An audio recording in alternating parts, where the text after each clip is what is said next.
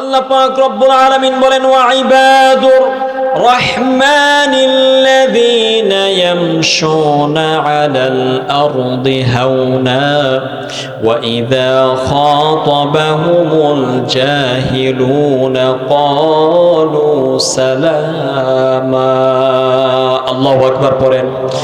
রহমানের খাস গোলাম হওয়ার জন্য, বান্দা হওয়ার জন্য এক নাম্বার যে গুণটা থাকা দরকার, আল্লাহ পাক রব্বুল আলামিন বলেন আল্লাযীনা ইয়ামশুনা আলাল আরদি হাওনা, জমিনের মধ্যে আমার খাস গোলামেরা সব সময় নম্র ভদ্র হয়ে চলাফেরা করে। সুবহানাল্লাহ পড়েন। তাহলে এক নাম্বার বৈশিষ্ট্য, এক নাম্বার গুণ থাকতে হবে, জমিনের মধ্যে অহংকার করে চলা যাবে? কত জোরে বলেন, অহংকার করে চলা যাবে? আল্লাহ পাকের কোরআন বলছে, আল্লাহর কোরআনের 15 নাম্বার পারার 4 নাম্বার পৃষ্ঠার 10 নাম্বার লাইন, সূরাটির নাম সূরাতু বানি ইসরাঈল, আয়াত নাম্বারটা হলো 37। আল্লাহ বলেন ওয়ালা তামশি ফিল আরদি মারহা ইন্নাকা লান তাখরিকাল আরদা ওয়া লান তাবলুগাল জিবালা তুলা। আল্লাহু আকবার পড়েন। আল্লাহ পাক রব্বুল আলামিন বলেন জমিনের মধ্যে অহংকার করে চলো না বান্দা, অহংকার করে চলো না, কারণ অহংকারের চাদর একমাত্র কার? একটু জোরে বলেন কার? সুতরাং জমিনের মধ্যে অহংকার করে চলা যাবে? একটু জোরে বলেন, অহংকার করে চলা যাবে? অহংকার করে যদি কেউ জমিনের মধ্যে চলে, কোনো দিন সে আল্লাহর খাস গোলাম হতে পারবে না। কিন্তু পৃথিবীর কোনো মানুষ যদি শুধুমাত্র কেবলমাত্র আল্লাহর কোরআন শোনার জন্য মাহফিলে আসে, উদ্দেশ্য যদি আল্লাহর সন্তুষ্টি হয়, আজকে রাতে কোরআন শোনার কারণে আল্লাহ পাক রব্বুল আলামিন ওই বান্দা বান্দির পিছনের জিন্দেগীর সমস্ত গুনাহ খাতাগুলি মাফ করে দিবেন। সুবহানাল্লাহ পড়ে। এজন্য কোরআনের মাহফিলে সর্বপ্রথম আমাদেরকে নিয়ত ঠিক করে নেওয়া দরকার। আপনারা বলবেন হুজুর আমরা কিভাবে নিয়ত ঠিক করব? আল্লাহর কোরআনের 8 নাম্বার পারার 9 নাম্বার পৃষ্ঠার 9 নাম্বার লাইন, সূরাটির নাম সূরাতুল আনআম, আয়াত নাম্বারটা হলো 162। আল্লাহ বলেন কুল ইন্না সলাতি ওয়া নুসুকি ওয়া মাহইয়ায়া ওয়া মামাতি লিল্লাহি রাব্বিল আলামিন। আল্লাহু আকবার। আল্লাহ বলেন ও আমার নবী, আপনি আপনার উম্মতদেরকে জানায় দেন তাদের নামাজগুলি যেন হয় আমি আল্লাহর জন্য, তাদের রমজানের রোজাগুলি যেন হয় আমি আল্লাহর জন্য, তাদের রাত জেগে ওয়াজ শোনার কোরবানি যদি হয় আমি আল্লাহর জন্য। ও নবী আপনি আপনার উম্মতদেরকে জানায় দেন তারা যতদিন এই পৃথিবীতে বেঁচে থাকবে তাদের বেঁচে থাকাটাও যেন হয় আমি আল্লাহর জন্য। ও নবী আপনি আপনার উম্মতদেরকে জানায় দেন তারা যখন মারা যাবে, মৃত্যুবরণ করবে, তাদের মরণটাও যেন হয় আমি আল্লাহর জন্য। ঠিক না বে ঠিক? সুতরাং কোরআনের মাহফিলে সর্বপ্রথম আমাদেরকে নিয়ত ঠিক করে নিতে হবে। কথা জোরে বলেন ঠিক কিনা? নিয়ত যদি ঠিক না হয় তাহলে কি হবে? সৃষ্টির প্রথম মানুষের নাম কি? মাশাআল্লাহ, 2-1 বলেছেন, 2-1 মনে হয় আমার উপর খুশি, আর বাকিরা সবাই নারাজ। সৃষ্টির প্রথম মানুষের নাম কি? মাশাআল্লাহ, আদম আলাইহিস সালাতু ওয়াস সালাম। আদম আলাইহিস সালাতু ওয়াস সালামকে আল্লাহ পাক রব্বুল আলামিন সৃষ্টি করার পরে ওনার বাম পাজরের হাড্ডি থেকে আমাদের মা হাওয়া আলাইহিস সালাতু ওয়াস সালামকে আল্লাহ তাআলা সৃষ্টি করেছেন। সভাপতি সাহেব, বড় আলেম, আমি যদি ভুল না বলে থাকি, কথা ঠিক আছে না? মাশাআল্লাহ। আল্লাহ পাক রব্বুল আলামিন আদম আলাইহিস সালাতু ওয়াস সালাম এবং মা হাওয়া আলাইহিস সালাতু ওয়াস সালামকে সৃষ্টি করার পর আল্লাহ পাক রব্বুল আলামিন 3টা কর্মসূচি ঘোষণা করেছেন। একটু মেহেরবানি করে জোরে বলেন কয়টা কর্মসূচি? আল্লাহর কোরআনের প্রথম নাম্বার পারার ৫ নাম্বার পৃষ্ঠার ১০ নাম্বার লাইন, সূরাটির নাম সূরাতুল বাকারা, আয়াত নাম্বারটা হলো ৩৫। আল্লাহ বলেন, ওয়া কুলনা ইয়া আদামু উসকুন আনতা ওয়া যাওজুকাল জান্নাতা ওয়া কুলা মিনহা রাগাদান হাইসু শি'তুমা ওয়া লা তাকরাবা হাযিহিশ শাজারাতা ফাতাকুনা মিনাজ জালিমিন। আল্লাহু আকবার। আল্লাহ বলেন, আদম, তোমার এবং তোমার স্ত্রীর বসবাসের জায়গা হলো জান্নাত। বসবাসের জায়গা কোথায়? জান্নাত। এই জান্নাতে যা কিছু আছে, যেখানে মন চায় সেখানে ঘুরতে যাও, যা কিছু মন চায় খাও। তবে আদম, এই যে একটা গাছ দেখতেছো, এই গাছের ফল খাওয়া তো দূরের কথা, এই গাছের নিকটবর্তীও হইতে পারবা না। কার কথা? আরো জোরে বলেন, কার কথা? সেই গাছের নাম কি? মাশাআল্লাহ, তো সব ওয়াজি পারেন। আল্লাহ পাক রব্বুল আলামিন 3টা কর্মসূচি ঘোষণা করার পর, আচ্ছা বলেন, শয়তান আছে না নাই? শয়তান আমাদের দুশমন নাকি বন্ধু? দুশমন। এ কথায় কোনো সন্দেহ আছে? আল্লাহর কোরআনের 12 নাম্বার পারার 15 নাম্বার পৃষ্ঠার 2 নাম্বার লাইন, সূরাটির নাম সূরাতু ইউসুফ, আয়াত নাম্বারটা হলো 5। আল্লাহ বলেন, ক্বালা ইয়া বুনাইয়া লা তাকসুস রুয়াকা আলা ইখওয়াতিকা ফায়াকিদু লাকা কাইদা ইন্নাশ শাইতানা লিল ইনসানি আদুউম মুবিন। আল্লাহু আকবার। আল্লাহ পাক রব্বুল আলামিন বলেন, নিশ্চয় মানুষের জন্য শয়তান হলো প্রকাশ্য দুশমন। আল্লাহ পাক রব্বুল আলামিন আদম আলাইহিস সালাতু ওয়াস সালাম, হাওয়া আলাইহিস সালাতু ওয়াস সালামকে 3টা কর্মসূচি ঘোষণা করার পর একটু পরেই শয়তান এসে তাদেরকে কুমন্ত্রণা দিল। আদম আলাইহিস সালাতু ওয়াস সালাম, হাওয়া আলাইহিস সালাতু ওয়াস সালাম গাছের ফল খেয়ে ফেললেন। ফলটা খাওয়ার সাথে সাথে এমন একটা রিয়াকশন হলো, জান্নাতি যত পোশাক ছিল সমস্ত পোশাকগুলি খুলে খুলে পড়ে গেল। আচ্ছা বলেন, কোনো মানুষের গায়ে যদি পোশাক না থাকে, ওই মানুষকে দেখতে কি খুব ভালো দেখা যায়? আল্লাহ পাক রব্বুল আলামিন আদমের পোশাক খুলে দিলেন, হাওয়া আলাইহিস সালাতু ওয়াস সালামের পোশাক খুলে নিলেন। সামনে ছিল বড়ই গাছ। আদম আলাইহিস সালাতু ওয়াস সালাম, তাফসীরের কিতাবের মধ্যে আসছে, 3টা বড়ই পাতা দিয়ে নিজের লজ্জাস্থান ঢেকে নিলেন। হাওয়া আলাইহিস সালাতু ওয়াস সালাম 5টা বড়ই পাতা নিয়ে লজ্জাস্থানটা ঢেকে নিলেন। লজ্জাস্থানটা ঢাকার সাথে সাথে আল্লাহর পক্ষ থেকে ঘোষণা এলো, আল্লাহর কোরআনের 1 নাম্বার পারার 6 নাম্বার পৃষ্ঠার 1 নাম্বার লাইন, সূরাটির নাম সূরাতুল বাকারা, আয়াত নাম্বারটা হলো 38। আল্লাহ বলেন, কুলনা বিতু মিনহা জামিআ ফাইম্মা ইয়াতিয়ান্নাকুম মিন্নি হুদা। আল্লাহ পাক রব্বুল আলামিন আদম আলাইহিস সালাতু ওয়াস সালামকে জমিনের মধ্যে নামায় দিলেন। তাফসীর কিতাবের মধ্যে লেখা, শ্রীলঙ্কা, বর্তমান যে শ্রীলঙ্কা দেশ, এই শ্রীলঙ্কা দেশে একটা পাহাড় আছে, অ্যাডম পিক পাহাড়। এই অ্যাডম পিক পাহাড়ে আদম আলাইহিস সালাতু ওয়াস সালামকে আল্লাহ পাক রব্বুল আলামিন নামিয়ে দিলেন। সমস্ত জঙ্গলের যত হিংস্র প্রাণী ছিল সবগুলোকে আল্লাহ ঘোষণা করে জানায়া দিলেন, দেখো তোমাদের কাছে আমি আমার পয়গাম্বর পাঠিয়েছি, একটু আমার পয়গাম্বরকে বিন্দু পরিমাণ তোমরা ক্ষতি করতে পারবা না। কার আদেশ? একটু জোরে বলেন, কার আদেশ? এই আদেশ সব প্রাণী শুনেছে।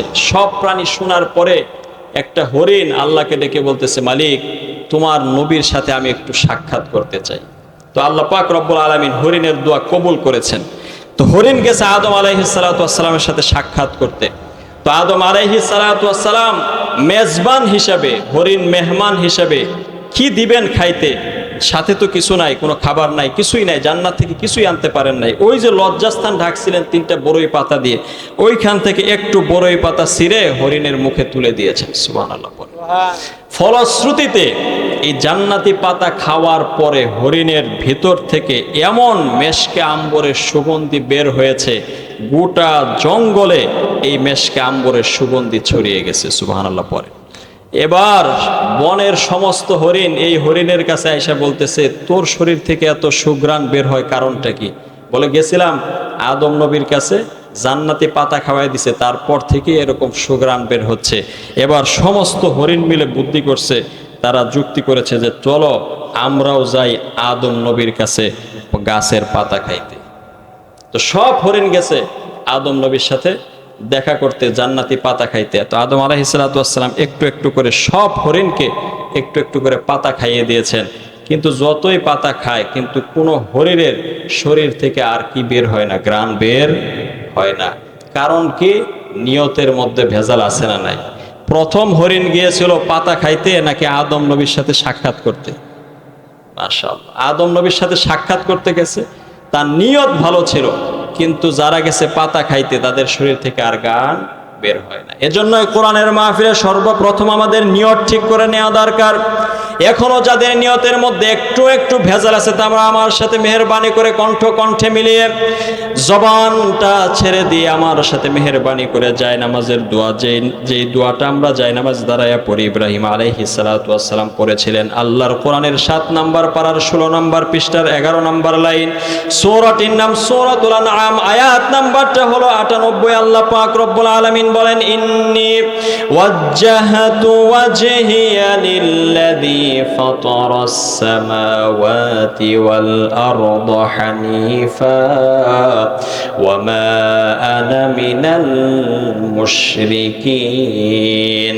আজকে আমরা এই ময়দানে যারা বসে আছি, আমরা আমাদের সকলের চেহারাটা ওই আল্লাহর দিকে ফিরালাম, যে আল্লাহ আকাশ বানিয়েছেন, জমিন বানিয়েছেন। আপনারা একটু মেহেরবানি করে বলুন তো, আসমানের মালিক কে? ওয়া হুয়াল্লাযী ফিস সামাই ইলাহুন, আকাশের মালিক কে? ওয়া ফিল আরদি ইলাহুন, জমিনের মালিক কে? রব্বুল মাশরিকি ওয়াল মাগরিব, পূর্ব এবং পশ্চিমের মালিক কে? রব্বুল মাশরিকাইনি ওয়া রব্বুল মাগরিবাইনি, পূর্বের 2 কোণ পশ্চিমের 2 কোণের মালিক কে? আপনার আমার মালিক কে? সবকিছুর মালিক যদি আল্লাহ হয়, সে আল্লাহর হুকুম, সে আল্লাহর বিধান মানার দরকার আছে না নাই? আরো জোরে বলেন, আছে না নাই? বিশ্বাস করেন, আল্লাহর কোরআনের মাহফিল যারা শুনতে আসে, তাদেরকে আল্লাহর কোরআনের 4টা বিধান মানতে হয়। জোরে বলেন, কয়টা বিধান? আরো জোরে। জোর হলো না। 4টা বিধান মানতে হয়। কোরআন থেকে বলছে, 1 নাম্বার বিধানটা পাবেন আল্লাহর কোরআনের 9 নাম্বার পারার 15 নাম্বার পৃষ্ঠার 11 নাম্বার লাইন, সূরাটির নাম সূরাতুল আরাফ, আয়াত নাম্বারটা হলো 204। আল্লাহ বলেন, ওয়া ইযা কুরিআল কুরআনু ফাসতামিউ লাহু ওয়া আনসিতু লাআল্লাকুম তুরহামুন। আল্লাহু আকবার। 1 নাম্বার বিধানটা হলো, আল্লাহ পাক রব্বুল আলামিন বলেন, যখন তোমাদের সামনে কোরআন তেলাওয়াত করা হয়, কোরআনের আলোচনাগুলি করা হয়, কোরআনের তেলাওয়াত, কোরআনের আলোচনাগুলি মনোযোগ দিয়ে শুনতে হয়। এই আইনটা কার? আল্লাহ। আর একটু জোরে বলেন, আইনটা কার? আল্লাহ। 2 নাম্বার বিধানটা হলো ওয়াংসিতু, যতক্ষণ কোরআনের আলোচনা হয়, যতক্ষণ কোরআন থেকে কথা হয়, কোরআনের তেলাওয়াত হয়, ততক্ষণ চুপ থাকতে হয়, কারোর সাথে কথা বলা যায় না। এই আইনটা কার? আচ্ছা বলেন, এই যে 2টা বিধানের কথা বললাম, এই 2টা বিধান কি শুধু আমাদের জন্য নাকি আমাদের মা বোনদের জন্য? সকলের জন্য। একটু মেহেরবানি করে জোরে বলুন, আমাদের জন্য নাকি আমাদের মা বোনদের জন্য? সকলের জন্য। এজন্য আজকের এই মাহফিলে আমার যতগুলি মা এবং বোন এসেছেন, বা দূর দূরান্ত থেকে কথা শুনছেন, মাইকের আওয়াজ যতদূর পর্যন্ত যাচ্ছে, আপনাদের পায়ে হাত রেখে আমি অনুরোধ করে বলবো, আজকে অন্তত পক্ষে মহিলাদের একটা স্বভাব আছে, দেখবেন এক মহিলা আরেক মহিলার সাথে দেখা হলে কথা ছাড়া থাকতে পারে না। আছে না নাই? আপনাদের এলাকার মহিলারা মনে হয় ভালো, এরকম দেখেন না আপনারা? এক মহিলা আরেক মহিলার সাথে দেখা হলেই কথা শুরু হয়ে যায়। এজন্য আমি বিনীতভাবে আমি আমার মা বোনদেরকে অনুরোধ করে বলবো, যতক্ষণ পর্যন্ত এখানে কথা হবে, কোরআন এবং হাদিসের আলোকেই কথা হবে, একটা কথাও বাহির থেকে হবে না ইনশাআল্লাহ। তো আপনারা একটু ধৈর্য সহকারে চুপ হয়ে বসবেন, অন্তত পক্ষে আজকে কারোর সাথে কেউ কথা বলবেন না। আর এই এলাকার প্রিয় ভাইদেরকে, মুসলমান ভাইদেরকে আমি পায়ে হাত রেখে অনুরোধ করে বলবো, আপনারা কেউ হয়তো দূরে দাঁড়িয়ে আছেন, কেউ হয়তো দোকানে আছেন, কেউ হয়তো বাড়িতে আছেন, যে মাইকের আওয়াজ তো শোনায় যায়। আচ্ছা বলেন, দূর থেকে কোরআনের আলোচনা শোনা, কোরআনের কথাগুলি শোনা, কোরআনের তেলাওয়াত শোনা, আর আলেমের সামনে বসে শোনা, 2টা কি এক হতে পারে? কথা বলেন, এক হতে পারে? আপনি এইখানে চাইলেই আপনি 2 কাপ চা খেতে পারবেন না, আপনি কারোর সাথে কথা বলতে পারবেন না, কারণ এটা কোরআন শোনার এটা বিধান, আল্লাহর বিধান। কোরআন যতক্ষণ শুনতে হয় ততক্ষণ চুপচাপ শুনতে হয়, কারোর সাথে কোনো কথা বলা যায় না। কিন্তু দূর দূরান্তে বসে যদি আপনি শুনেন, তো আপনি মন চাইলে আপনি যা কিছু না তাই কিছুই করতে পারবেন। এজন্য এলাকার ধর্মপ্রাণ প্রত্যেকটা মুসলমান ভাইদেরকে আমি বলবো, এখনো যারা আপনারা এদিক সেদিক আছেন, দোকানপাটে আছেন, বাড়িতে বসে আছেন, মেহেরবানি করে আপনারা চলে আসুন, আল্লাহর কোরআনের আলোচনাগুলি মনোমুগ্ধভাবে আপনারা শুনুন। ইনশাল্লাহ এই মাহফিল কিয়ামতের ময়দানে আমাদের নাজাতের উসিলা হয়ে যেতে পারে। কথা বলেন ঠিক কিনা? আল্লাহর কোরআনের মাহফিল শুনতে আসার 3 নাম্বার বিধানটা হলো আল্লাহর কোরআনের 28 নাম্বার পারার 2 নাম্বার পৃষ্ঠার 12 নাম্বার লাইন, সূরাটির নাম সূরাতুল মুজাদালা, আয়াত নাম্বারটা হলো 11। আল্লাহ বলেন, ইয়া আইয়ুহাল্লাযীনা আমানু ইযা ক্বিলা লাকুম তাফাসসাহু ফিল মাজালিসি ফাফসাহু ইয়াফসাহিল্লাহু লাকুম।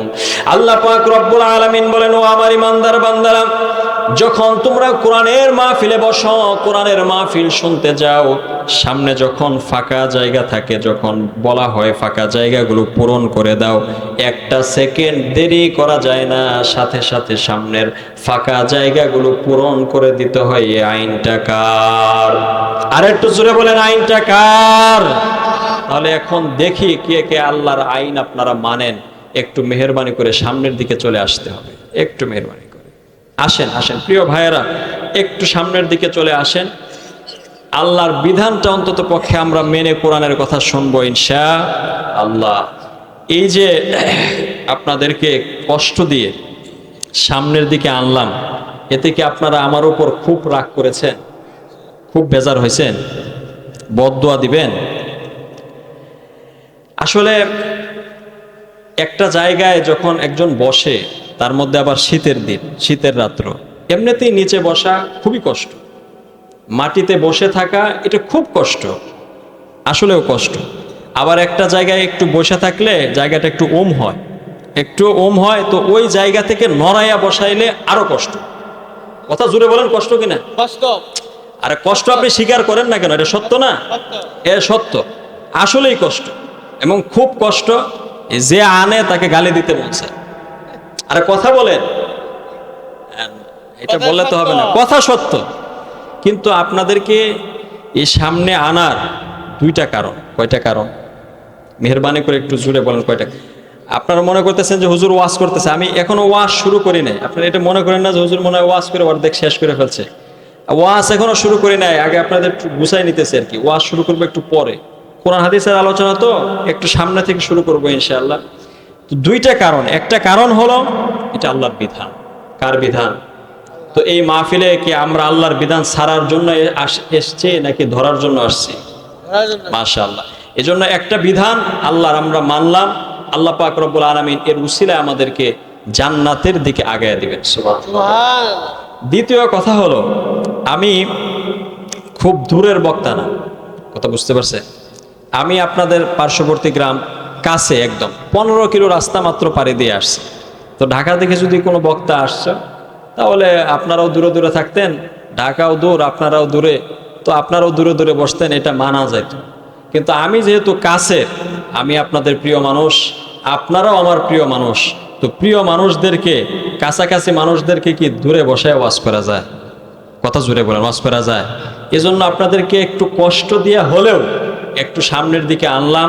এদিকে আপনারা খুব বেশি রাগ করেছেন, যদি রাগ করেন শেষে আমি সবার পায়ে ধরে ক্ষমা চেয়ে যাবো ইনশাআল্লাহ। আল্লাহর কোরআনের মাহফিল যারা শুনতে আসে, তাদেরকে 4 নাম্বার যে বিধানটা মানতে হয়, এই বিধানটা পাবেন আল্লাহর কোরআনের 14 নাম্বার পারার 17 নাম্বার পৃষ্ঠার 9 নাম্বার লাইন, সূরাটির নাম সূরাতুন নাহাল, আয়াত নাম্বারটা হলো 98। আল্লাহ বলেন, ফাইযা ক্বরাআতাল কুরআনা ফাসতাইয বিল্লাহি মিনাশ শাইতানির রাজীম। আল্লাহু আকবার পড়েন। আল্লাহ পাক রব্বুল আলামিন বলেন, যখন তোমরা কোরআন তেলাওয়াত শুরু করতে যাও, কোরআনের মাহফিল শুরু করতে যাও, তখন সবাই মিলে একবার আমার কাছে বিতাড়িত মারদুদ শয়তান থেকে পানা চেয়ে নেবে।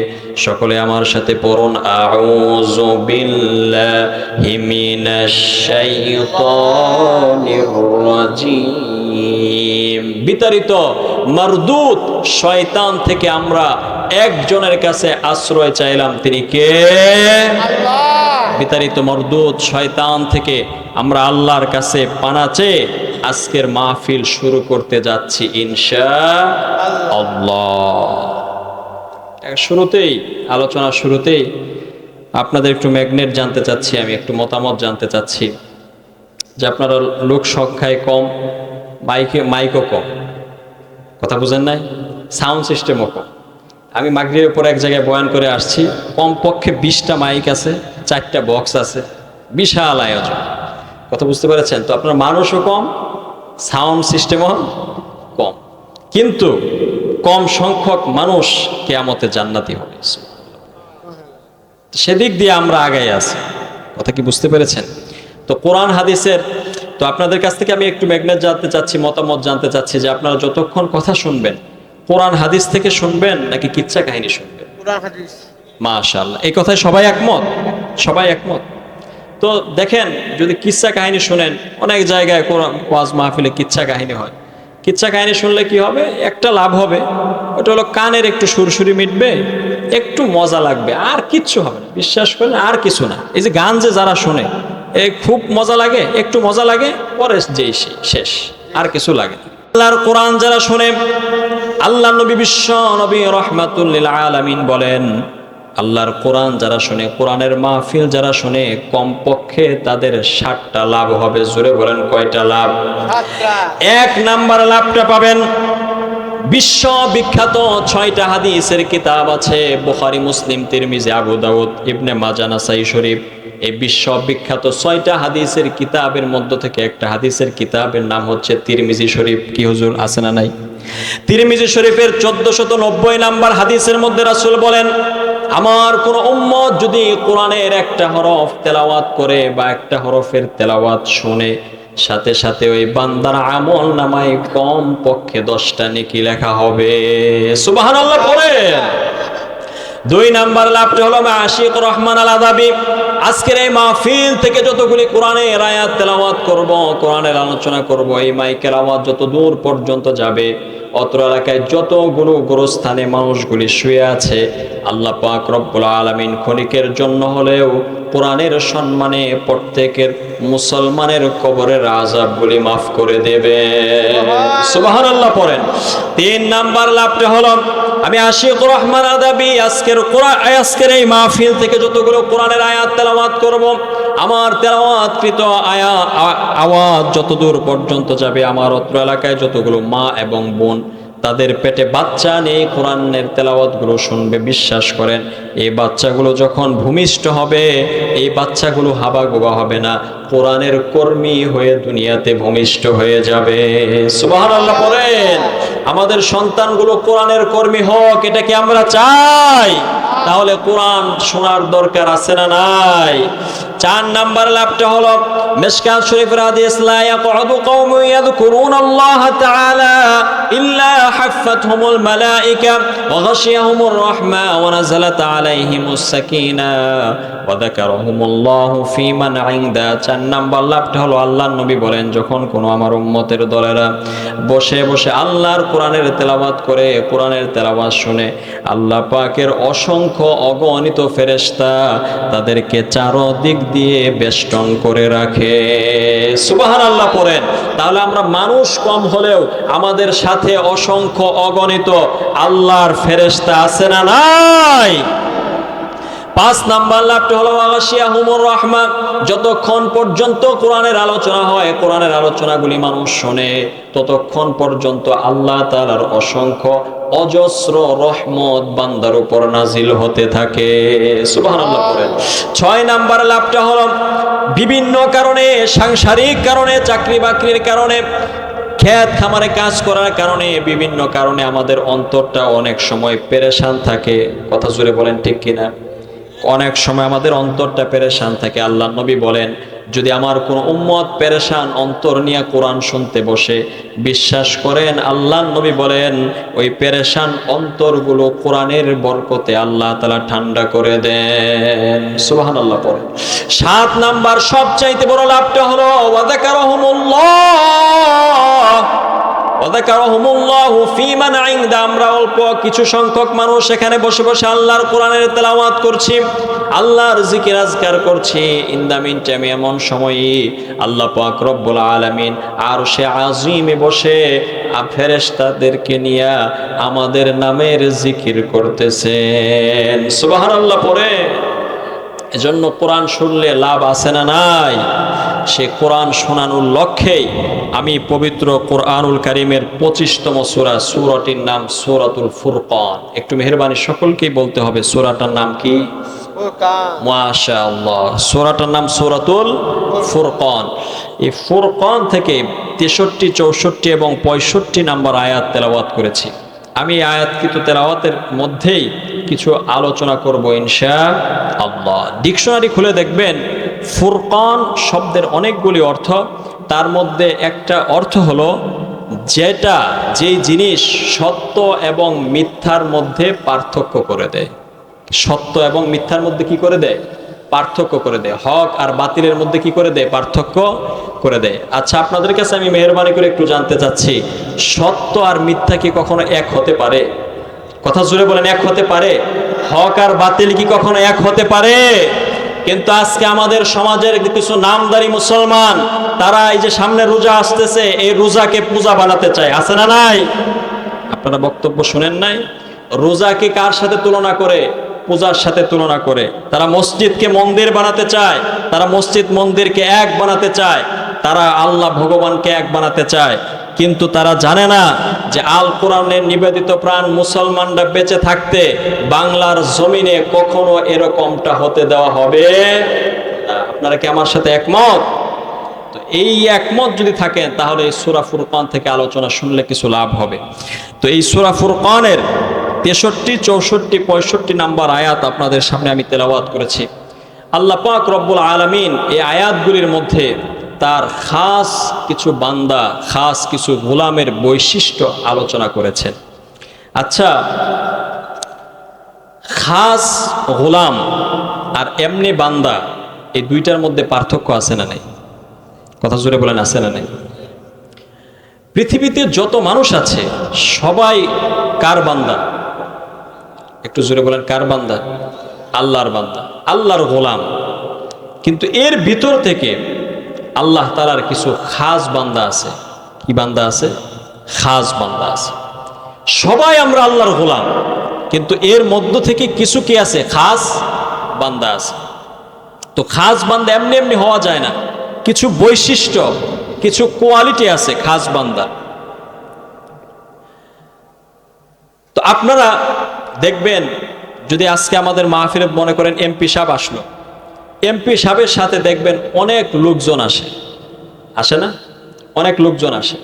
তো একজন জিজ্ঞাসা করে, ইনি কে? বলে ইনি এমপি সাহেবের লোক। বলে ইনি কে? ইনিও এমপি সাহেবের লোক। ইনি কে? ইনিও এমপি সাহেবের লোক। ইনি এমপি সাহেবের খাস লোক। আচ্ছা, এমলে লোক আর খাস লোকের মধ্যে পার্থক্য আছে না নাই? কথা জোরে বলেন, আছে না নাই? তো খাস আল্লাহর গোলাম সবাই না, পৃথিবীতে সবাই আল্লাহর গোলাম, আল্লাহর বান্দা, কিন্তু সবাইকে আল্লাহর খাস গোলাম? সবাইকে আল্লাহর খাস বান্দা? খাস বান্দা হওয়ার জন্য আল্লাহর কোরআন বলছে 12টা বৈশিষ্ট্য থাকতে হবে। কয়টা বৈশিষ্ট্য? 12টা। এই 12টা বৈশিষ্ট্য জেনে আমাদের জীবনে এই 12টা বৈশিষ্ট্য বাস্তবায়ন করার দরকার আছে না নাই? আমরা কারা কারা আল্লাহর গোলাম, খাস গোলাম হতে চাই? একটু হাত তুলে আল্লাহকে দেখান তো। আল্লাহু আকবার। আল্লাহ পাক রব্বুল আলামিন এই হাতগুলোকে কবুল করেন, পড়েন আমিন, হাত নামান। তো কয়টা গুণের কথা বললাম? 12টা গুণ। খুব মনোযোগ দিয়ে শুনবেন, আমি কোরআন হাদিসের বাইরে কোনো কথা বলি না, বা বলতেও পারি না, বলবো না। তো 12টা গুণ যাদের মধ্যে থাকবে তারাই আল্লাহর খাস গোলাম হতে পারবে। এখন আমরা শুনবো গোলাম কাকে বলে, এরপর রহমান। আল্লাহ পাক রব্বুল আলামিন বলেছেন ওয়া ইবাদুর রহমান, রহমানের খাস বান্দা হচ্ছে তারাই যাদের মধ্যে গুণ থাকবে কয়টা? 12টা। মাশাআল্লাহ। তো 12টা গুণের অধিকারী যারা হবে তারাই রহমানের খাস বান্দা। তো গোলাম কাকে বলে এটা আমাদেরকে জানার দরকার আছে না নাই? আমরা তো সবাই দাবি করি আর সবাই আমরা আল্লাহর গোলাম, কিন্তু গোলাম কাকে বলে এটা অনেকেই বুঝি না। গোলামের সংজ্ঞা দিতে গিয়ে একজন আল্লাহর বড় ওলি হযরতে হাসান বসরি রাহমাতুল্লাহ আলাইহি, নাম শুনছেন আপনারা? হাসান বসরি রাহমাতুল্লাহ আলাইহি ওনার গোলামের একটা চমৎকার উদাহরণ দিয়েছেন। আল্লাহর ওলি হযরতে হাসান বসরি রাহমাতুল্লাহ আলাইহি ওনার একটা গোলামের প্রয়োজন, উনি ধনী মানুষ ছিলেন। বাজারে গেলেন গোলাম ক্রয় করার জন্য, গোলাম কেনার জন্য। গিয়ে দেখে বাজারের মধ্যে কোনো গোলাম নাই, একটা মাত্র গোলাম ছাড়া। আপনার একটু মেহেরবানি করে বলুন তো, বাজারে যে জিনিসের ক্রাইসিস থাকে, যে জিনিস কম থাকে, তার দাম কম থাকে না বেশি থাকে? মাশাআল্লাহ, আপনারা ওয়াজ বুঝতেছেন। মনে করেন আপনার ধান কাটা লাগছে, আপনি বড়সনা বাজারে গেলেন বা কচুয়া বাজারে গেলেন আপনি কামলা আনার জন্য। তো যাইয়া দেখেন যে একটা মাত্র কামলা, আর কোনো কামলা নাই। আচ্ছা, এই কামলার ডিমান্ড, দাম কম না বেশি? হযরত হাসান বসরি রাহমাতুল্লাহি আলাইহি বাজারের মধ্যে গিয়া দেখেন একটাই মাত্র গোলাম, আর কোনো গোলাম নাই। গোলামের মালিককে ডাক দিয়া বলে, তোমার গোলামের দাম কত?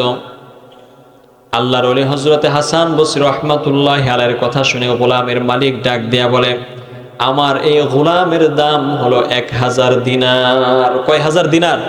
1000 দিনার। আগের যুগে এরকম টাকা পয়সা ছিল না, স্বর্ণ মুদ্রার প্রচলন ছিল, এটা আমরা জানি। হযরত হাসান বসরি রাহমাতুল্লাহি আলাইহি অত্যন্ত ধনী মানুষ ছিলেন। 1000 দিনার দিয়ে একটা গোলাম কিনে বাড়িতে নিয়ে আসলেন। গোলামের হাত ধরে গোলামকে ডাক দিয়া বললেন, ইয়া গোলাম, ও গোলাম, তুমি তাকায় দেখো, আমার অনেকগুলো ঘর, অনেকগুলো বাড়ি। তুমি শুধু তোমার আঙ্গুল দিয়ে একটা বার ইশারা করে দেখাও, এই ঘরটার মধ্যে আমি থাকতে চাই। ও গোলাম, তুমি তোমার আঙ্গুল দিয়ে একটা বার ইশারা করে দেখাও, এই ঘরটার মধ্যে আমি থাকতে চাই, এই ঘরের মধ্যে আমি বসবাস করতে চাই। সাথে সাথে আমি সেই ঘরটা তোমার নামে বরাদ্দ দিয়ে দেব। সুবহানাল্লাহ পড়ে। এবার গোলাম কি বলে শুনেন। গোলাম ডাক দিয়ে বলে, মালিক, ও আল্লাহর ওলি, গোলামের থাকার কোনো পছন্দ হয় না, গোলামের ঘরের কোনো পছন্দ হয় না, গোলামের বাড়ির কোনো পছন্দ হয় না। মালিক যেই ঘরে গোলামকে থাকতে দেয় সেই ঘরটাই গোলামের ঘর হয়। সুবহানাল্লাহ পড়ে। কথা কি বুঝতেছেন আমার? এই কথা যদি বুঝেন তাহলে যারা মাটির ঘরে থাকে তাদের আল্লাহর উপর কোনো অভিযোগ থাকতে পারে? কারণ মাটির ঘরে আমাকে রাখছে কে? আল্লাহ। আরো জোরে বলেন, রাখছে কে? আল্লাহ। আমরা যারা টিনের ঘরে আছি, এই টিনের ঘরে আমাকে রাখছে কে? আল্লাহ। আমরা যারা বিল্ডিং এ থাকি, এই বিল্ডিং এ আমাকে রাখছে কে? আল্লাহ। কিন্তু মহিলাদের অভিযোগের শেষ নাই। বলে, তোমার ভাইয়ের ছেলে বিদেশ যাইয়া বিশাল বড় বিল্ডিং দিছে, আর তুমি এখনো কুঠা ঘরেই পড়ে আছো, তোমারও তো ছেলে দুইটা, বিদেশ পাঠাইয়া দাও। এরকম বলে কি বলে না? কথা বলেন, বলে কি বলে না? কিন্তু আমাকে কুঠা ঘরে রাখছে কে? আল্লাহ। টিনের ঘরে রাখছে কে? বিল্ডিং এ রাখছে কে? একটু পরে খাওয়ার সময় হয়ে গেল। আল্লাহর ওলি হযরত হাসান বসরি রাহমাতুল্লাহি আলাইহি গোলামের হাত ধরে ডাক দিয়ে বলতেছে, গোলাম, এই যে তোমার সামনে রকমারি খাবার রাখা আছে, তাকায় দেখো, ভিন্ন ভিন্ন রকম অনেক রকম খাবার আমি তোমার জন্য রান্না করেছি। ও গোলাম, তুমি একটাবার আঙ্গুল দিয়ে ইশারা দিয়া দেখাও, এই খাবারটা আমি খাইতে চাই। সাথে সাথে সেই খাবারটা আমি তোমার নামে বরাদ্দ দিয়ে দেব। সুবহানাল্লাহ পড়েন। এবার গোলাম কি বলে শুনেন। গোলাম ডাক দিয়া বলে, আল্লাহর ওলি, গোলামের খাবারের কোনো পছন্দ হয় না, গোলামের খাবারের কোনো পছন্দ হয় না। মালিক যেই খাবার খাওয়াইলে মালিক খুশি থাকে, যেই খাবার মালিক গোলামকে খাইতে দেয় সেই খাবারটাই গোলামের খাবার হয়। সুবহানাল্লাহ। আজকে খাবার নিয়ে আমাদের অভিযোগের শেষ নাই। বিশ্বাস করেন, আমি বলেছি প্রথমেই, কোরআন হাদিসের বাইরে কোনো কথা বলবো না। ছোট্ট একটা ঘটনা আপনারা যদি অনুমতি দেন আমি আপনাদেরকে শোনাইতে চাই। অনুমতি আছে?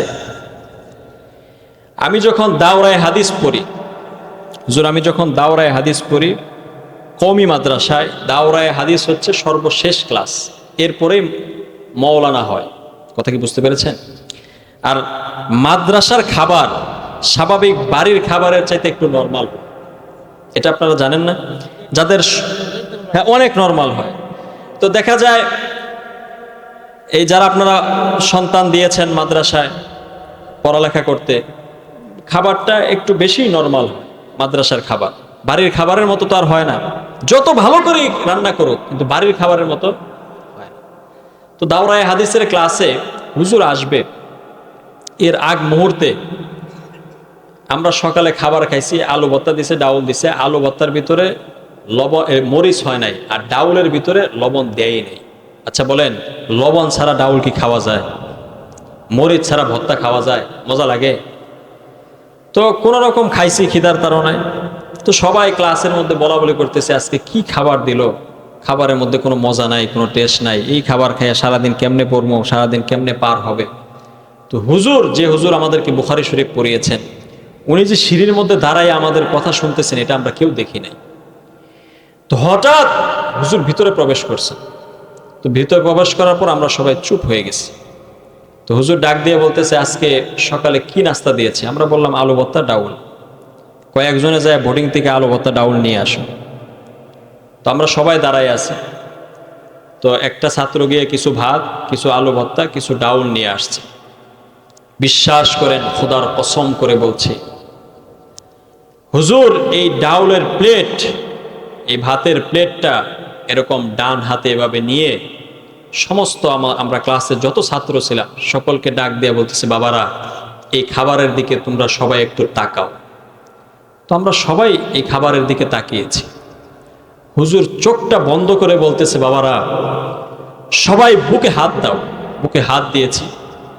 তো হুজুর বলতেছে, এবার বাবারা একটু মেহেরবানি করে তোমরা একটু বলো, এই যে খাবারটা তোমার আর আমার সামনে আসে প্রতিদিন, এই আলু ভর্তা ডাউল যে প্রতিদিন তোমার আর আমার সামনে আসে, তুমি আর আমি যেই গুনাহ করি, যেই গুনাহ তুমি আর আমি করি, এই আলু ভর্তা ডাউল এই খাবার যে আমাদের সামনে আসে, এটাই কি অনেক বড় কিছু নয়? বিশ্বাস করেন, আমরা ক্লাসে যত ছাত্র ছিলাম সকলের চোখ বেয়ে বেয়ে পানি পড়তেছে। বিশ্বাস করেন, আপনাদের কথা কি বলবো, আমি যেই গুনাহ করি, আমি ব্যক্তিগতভাবে আমি বলছি, আমি যেই গুনাহ করি, আমার সামনে যে খাবার আসে, রিজিক আসে, এর শুকরিয়া তো আমি আদায় করে শেষ করতে পারবো। কথা জোরে বলেন, একটা খাবারের পিছনে, একটা দানার পিছনে কোটি কোটি মানুষের মেহনত আছে না নাই?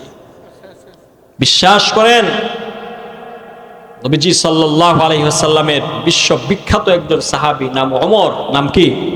ওমর। 2 দিন যাবত না খাওয়া, একবার দিনে রাত্রে কোনো খাবার নাই পেটের মধ্যে, 2 দিন যাবত না খাওয়া।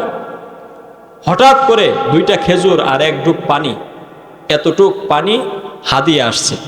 আচ্ছা বলেন, 2 দিন যদি একটা মানুষ না খাওয়া থাকে তাহলে তার ক্ষুধার অবস্থাটা কি? তো 2টা খেজুর পাওয়ার সাথে সাথে, হাদিয়া তো পাওয়ার সাথে সাথে ওমর রাদিয়াল্লাহু তাআলা খেয়ে ফেলেছেন, পানি পান করে ফেলেছেন।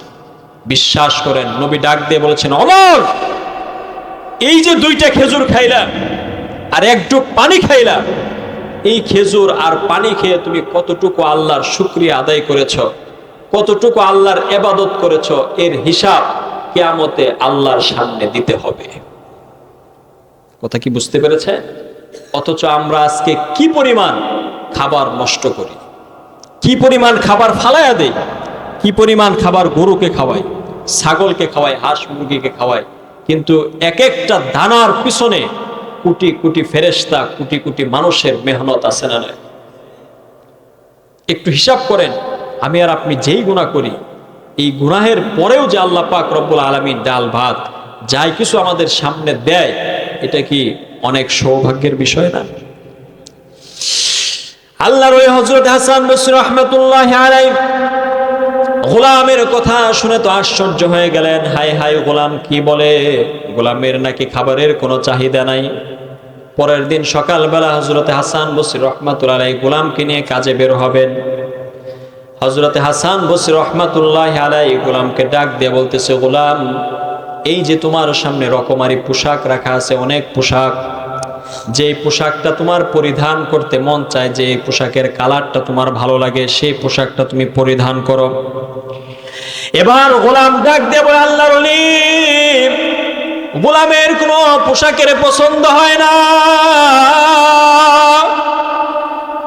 গোলামের পোশাকের কোনো পছন্দ হয় না।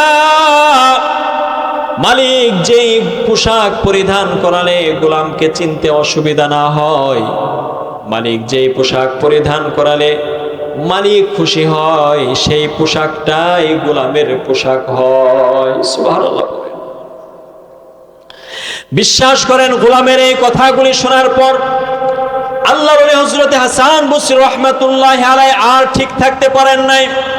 কিতাবের মধ্যে আসছে, হাইনামা সামিয়া মাকালাতি সাখরা ফাকাদ মাবশিয়ান আলাল আরদি। গোলামের এই কথাগুলি শোনার পর হযরত হাসান বসরি রাহমাতুল্লাহি আলাইহি সাথে সাথে জমিনের মধ্যে বেহুশ হয়ে পড়ে গেছেন। আল্লাহু আকবার।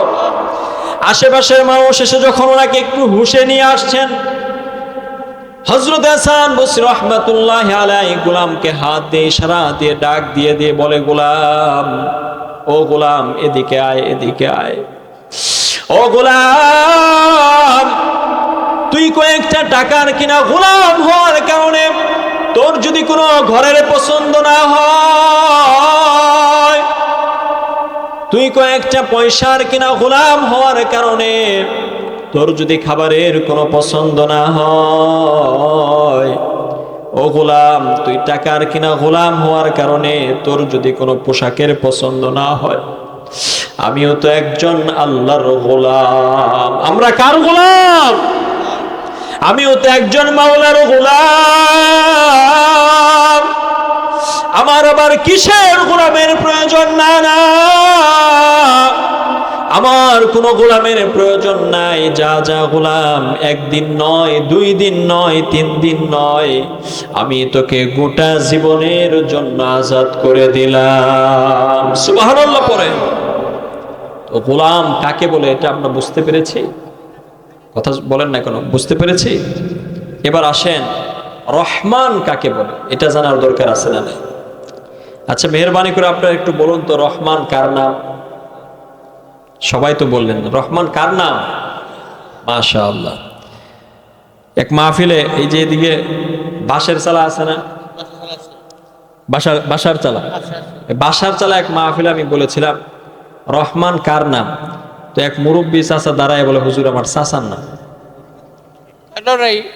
তারটাও রাইট। হ্যাঁ, সভাপতি সাহেব বাস্তব কথা বলছে, ওনারটাও রাইট, কথা ঠিক আছে, ওনারটা, ওনার চাচার নাম, কিন্তু ক্ষেত্র তো বুঝতে হবে যে আমি কোন জায়গায় কথা বলতেছি। কথা বলেন ঠিক কিনা?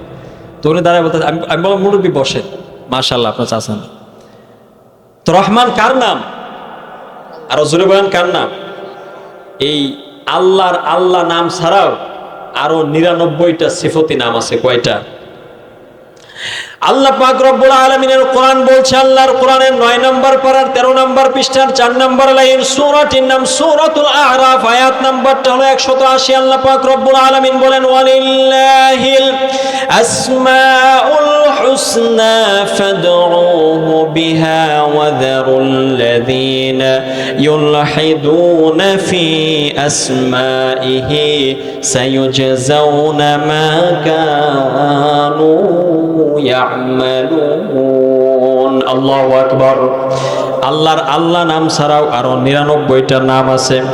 আল্লাহ নবীর বিশ্ববিখ্যাত সাহাবী হযরত আবু হুরায়রা রাদিয়াল্লাহু তাআলা আনহু, উনি বর্ণনা করেছেন হাদিসটা, রাসূল করিম সাল্লাল্লাহু আলাইহি ওয়াসাল্লাম বলেছেন, ইন্না লিল্লাহি তাআলা 99 ইসমান মান আহসাহা দাখালাল জান্নাহ। আল্লাহ নবীজি সাল্লাল্লাহু আলাইহি ওয়াসাল্লাম বলেন, আল্লাহর আল্লাহ নাম ছাড়াও আরো 99টা নাম আছে। যে ব্যক্তি এই নামগুলো মুখস্থ করবে, আল্লাহ পাক রব্বুল আলামিন কিয়ামতের কঠিন ময়দানে বিনা হিসেবে তাকে জান্নাত দিয়ে দিবেন। সুবহানাল্লাহ পড়েন। আল্লাহ 99টা নাম মুখস্থ করার দরকার আছে না নাই? ওয়াল্লাহুল্লাযী লা ইলাহা ইল্লা হুয়ার الرحمن الرحيم الملك القدوس السلام المؤمن المهيمن العزيز الجبار المتكبر الخالق البارئ المصور الغفار القهار الوهاب الرزاق الفتاح العليم القابض الباسط الخافض الرافع المعز المذل السميع البصير الحافظ العليم القديم الخابر البسيط العالم القديم الخابر البسيط الوالي المتعالي البر والتواب والمنتقم والعفو والرؤوف ملك الملك ذو الجلال والإكرام المقسط الجامع الغني المغني المانع الضار النافع النور الهادي البديع الباقي الوارث الرشيد الصبور الله أكبر এই নামগুলি যারা মুখস্থ করবে কিয়ামতের ময়দানে তারা বিনা হিসাবে জান্নাতি হবে সুবহানাল্লাহ পড়েন বড় আশ্চর্যের বিষয় আজকে এই নামগুলো আমাদের ছোট্ট ছোট্ট সন্তান 6 বছর 5 বছরে এই নামগুলো মুখস্থ করে ফেলে আপনারা দেখেন না এই নামগুলো কয় বছর মুখস্থ করে 5-6 বছরে একটা বিষয় চিন্তা করে দেখেন 5 বছরের 6 বছরের একটা শিশু সন্তানকে আপনি 6 বছরে জান্নাতের মালিক বানিয়ে দিচ্ছেন সুবহানাল্লাহ তো এই নামগুলো আমরা অনেকেই মুখস্থ পারি না জানিও না তো আজকে শোনার কারণে হয়তো বা আল্লাহ পাক রব্বুল আলামিন এর উসিলায় আমাদেরকে মাফ করে দিতে পারে আল্লাহ পারে কি পারে না রহমান কাকে বলে ডিকশনারি খুলে দেখবেন রহমান নামের অনেক অর্থ তার মধ্যে একটা অর্থ হলো রহমান অর্থ হচ্ছে দয়া মায়া ভালোবাসা আচ্ছা বলেন দয়া মায়া ভালোবাসা এই যে দয়া মায়া ভালোবাসা এটা আমাদের অন্তরে আছে না নাই আছে না নাই পিছনের ভাইরা যে বলেন না আছে না নাই সকলের অন্তরে দয়া মায়া ভালোবাসা আছে না আছে তো আল্লাহ পাক রব্বুল আলামিনের নাম রহমান কেন কারণ আল্লাহ পাক রব্বুল আলামিন এই দয়া আর মায়া আর ভালোবাসা নামক জিনিসটা 100 ভাগে ভাগ করেছেন জোরে বলেন কয় ভাগ 100 ভাগ 100 ভাগে ভাগ করার পরে এক ভাগ দয়া আর মায়ার ভালোবাসা এই গোটা 18,000 মাখলুকাতের মধ্যে আল্লাহ তাআলা ভাগ করে দিয়েছেন সুবহানাল্লাহ আচ্ছা আপনাদের কাছে আমি একটু মেহেরবানি করে জানতে চাই যে এক ভাগ দয়া আর মায়ার ভালোবাসা যদি গোটা 18,000 মাখলুকাতের মধ্যে আল্লাহ পাক রব্বুল আলামিন ভাগ করে দিয়ে থাকেন তো বাকি রয়েছে কয় টুকরা মাশাআল্লাহ কয় টুকরা 99 টুকরা তো 99 টুকরা দয়া আর মায়া আর ভালোবাসা আল্লাহ তাআলা নিজের কাছে রেখে দিয়েছেন সুবহানাল্লাহ পড়েন তাহলে আল্লাহর দয়া মায়া ভালোবাসা আমাদের চাইতে কম না বেশি কত বেশি গুণে হিসাব করা যাবে গুণে হিসাব করা যাবে না কিন্তু বড় আশ্চর্যের বিষয় হলো এই এক টুকরা দয়া আর মায়া আর ভালোবাসার ছিটা ফোঁটা পাইয়া মানুষ তার সন্তানকে কি পরিমাণ আদরই না করে কথা জুড়ে বলেন আদর করে কি করে না আচ্ছা কোনো মা কি চায় তার সন্তানটা আগুনে পুড়ে মারা যাক কথা জুড়ে বলেন এটা চায় কোনো বাবা কি চায় তার সন্তানটা পানিতে পড়ে মারা যাক কোনো দাদা কি চায় তার নাতিটা হুন্ডা অ্যাক্সিডেন্ট করে মারা যাক কেন চায় না কারণ ওই যে এক ফোঁটা দয়া আর মায়া আর ভালোবাসা মা বাবার অন্তরে যে মালিক দিয়েছেন তিনি কে কিন্তু বড় আশ্চর্যের বিষয় হলো যে মালিকের কাছে 99 ভাগ দয়া আর মায়া আর ভালোবাসা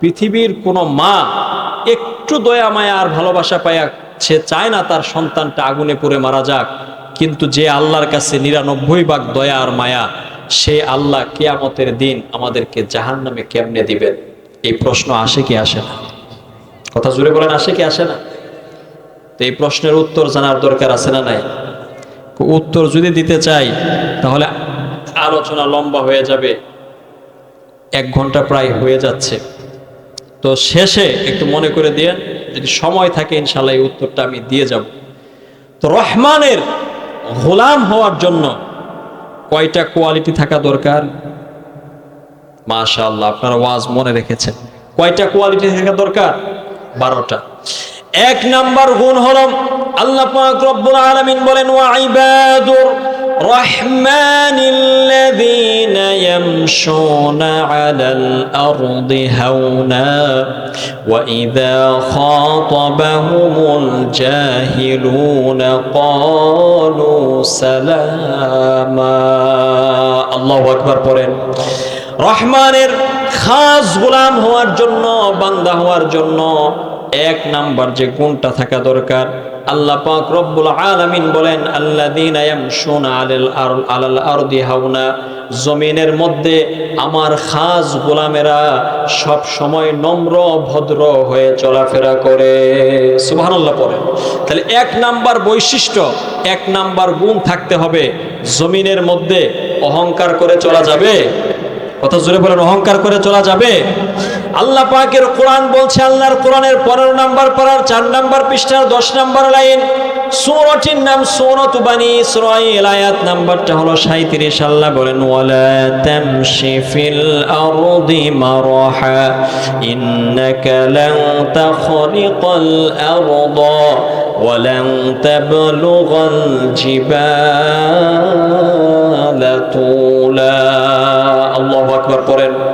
আল্লাহ পাক রব্বুল আলামিন বলেন জমিনের মধ্যে অহংকার করে চলো না বান্দা, অহংকার করে চলো না, কারণ অহংকারের চাদর একমাত্র কার? একটু জোরে বলেন কার? সুতরাং জমিনের মধ্যে অহংকার করে চলা যাবে? একটু জোরে বলেন, অহংকার করে চলা যাবে? অহংকার করে যদি কেউ জমিনের মধ্যে চলে, কোনো দিন সে আল্লাহর খাস গোলাম হতে পারবে না। মুফাসসিরিনে কেরাম বলেন অহংকার আসে মানুষের ভিতরে, অহংকার আসে 5 কারণে। কয় কারণে? একটু জোরে বলেন কয় কারণ? আপনাদের কি কষ্ট হচ্ছে, খারাপ লাগতেছে? 5 কারণে মানুষের ভিতরে অহংকার আসে। 1 নাম্বার কারণ হলো জামাল, মানুষের সৌন্দর্যের কারণে। কিসের কারণে? দেখবেন যার সৌন্দর্য বেশি, যার চেহারাটা একটু ভালো, যে মেয়ের চেহারা একটু ভালো, ওই মা বাবার ডিমান্ডটা একটু বেশি। কথা জুড়ে বলেন না কেন? মানে মাটিতে পাই ফেলতে চায় যে আমার মেয়ের যে চেহারা, মানছে এমনি খুঁজে নেব, এরকম বলে কি বলে না? তো এই যে চেহারার কারণে মানুষের অহংকার, কিন্তু আমার আপনার নবীর চেহারা পৃথিবীর কোনো মানুষের চেহারার সাথে তুলনা করা যাবে? কিন্তু আমার আপনার নবী, বিশ্ব নবী জনাবে মুহাম্মদুর রাসূলুল্লাহ সাল্লাল্লাহু আলাইহি ওয়াসাল্লাম বলেন লা ফাখরা, আমি নবীর মধ্যে কোনো অহংকার নাই। নবীর মধ্যে কোনো অহংকার ছিল? কথা জুড়ে বলেন আছিল? কিন্তু নবীর চেহারাটা কেমন সুন্দর ছিল! আম্মা জান হযরত আয়েশা সিদ্দিকা রাদিয়াল্লাহু তাআলা আনহা, উনার সহধর্মিণী সবচেয়ে প্রিয়তমা স্ত্রী আম্মা জান হযরত আয়েশা রাদিয়াল্লাহু তাআলা আনহা বলেন, নবীর সৌন্দর্যের প্রশংসা করে বলেন লানা শামসুন ওয়ালিল আফাকি শামসুন ওয়া শামসি আফদালু মিন শামসিস সামাই ফা ইন্নাশ শামসা তাতলুউ বা'দা ফাজরিন ওয়া শামসি তাতলুউ বা'দাল ইশাই। আল্লাহু আকবার পড়েন। আম্মা জান হযরত আয়েশা সিদ্দিকা রাদিয়াল্লাহু তাআলা আনহা বলেন, ও দুনিয়ার মানুষেরা শুনো শুনো, আকাশেরও একটা সূর্য আছে, আমার ঘরেও একটা সূর্য আছে, কিন্তু আকাশের সূর্যের চাইতে আমার ঘরে যে সূর্য আছে এই সূর্যের দাম কোটি কোটি গুণ বেশি। সুবহানাল্লাহ পড়েন। কারণটা কি? কারণটা কি? কারণ হলো আকাশের সূর্য উদিত হয় ফজরের পরে, কিন্তু আমার ঘরে যে সূর্য আছে এই সূর্যটা উদিত হয় এশার নামাজের পরে। সুবহানাল্লাহ পড়েন। আম্মা জান হযরত আয়েশা রাদিয়াল্লাহু তাআলা আনহা বলেন, বিশ্বনবীজি সাল্লাল্লাহু আলাইহি ওয়াসাল্লাম যখন এশার নামাজ পড়ে ঘরে প্রবেশ করতেন, হুজরা মুবারকে প্রবেশ করতেন, আচ্ছা মেহেরবানি করে বলেন তো নবীর ঘরের মধ্যে কিরকম কারেন্টের লাইট ছিল, সৌরবিদ্যুতের লাইট ছিল? আম্মা জান আয়েশা রাদিয়াল্লাহু তাআলা আনহা বলেন, আমার ঘরে কোনো কুপি ছিল না, বাতি ছিল না, 2 মাস যাবত কোনো তেল থাকতো না, কোনো বাতি থাকতো না। কিন্তু বিশ্বনবীজি সাল্লাল্লাহু আলাইহি ওয়াসাল্লাম যখন আমার ছোট্ট হুজরা মুবারকে প্রবেশ করতেন, তার চেহারা মুবারকের আলোতে ঘরটা এত আলোকিত হয়ে যেত যে আমরা সুয়ের ছিদ্র দিয়া সুতা ঢুকাইতে পারতাম। সুবহানাল্লাহ পড়েন। আচ্ছা বলেন, পৃথিবীর যত সৌন্দর্য আছে, যত সুন্দর মানুষ আছে, সব যদি একটা ঘরের মধ্যে রাখা হয়, আর ঘরের মধ্যে যদি কোনো লাইট না থাকে, বাতি না থাকে, ঘরটা যদি অন্ধকার থাকে, সুয়ের ছিদ্র তো দূরের কথা, কোদালের ছিদ্র দেখা যাইব? কথা জুড়ে বলেন, কোদালের ছিদ্র দেখা যাবে? কিন্তু নবী কেমন সুন্দর ছিলেন! কিন্তু নবী বলেন লা ফাখরা, আমি নবীর মধ্যে কি নাই? কোনো অহংকার। এটা তো বললাম নবীর স্ত্রীর কথা। এবার আসেন একজন কাফের মুশরিকের কথা। মুশরিক কি বলে? আবু জাহেল নবীর চাচা, আবু জেহেল ডাক দিয়ে বলে, ও দুনিয়ার মানুষ, আমি পূর্ণিমার রাতে একবার কাবা ঘর গিয়েছিলাম, গিয়ে দেখি আমার ভাতিজা মুহাম্মদ কাবা ঘরের সামনে দাঁড়ায় দাঁড়ায় কোরআন পড়ে। সুবহানাল্লাহ পড়বেন না? কাবা ঘরের সামনে দাঁড়ায় দাঁড়ায় আমার ভাতিজা কোরআন পড়ে, আর আমার ভাতিজার চেহারা মুবারকের আলোতে কাবা ঘরের দেয়ালগুলা এমন আলোকিত হয়ে গেছে যে কাবা ঘরের দেয়ালগুলো আলোতে ঝলমল ঝলমল করতেছে। সুবহানাল্লাহ পড়ে। আমি একবার আমার ভাতিজা মুহাম্মদের চেহারার দিকে তাকাই,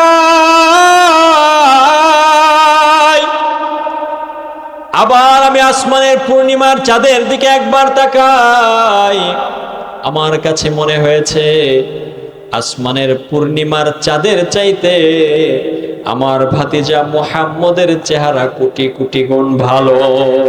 সুবহানাল্লাহ পড়ে। এবার আসেন দুনিয়ার কবিরা নবীর চেহারা সম্পর্কে কি বলে।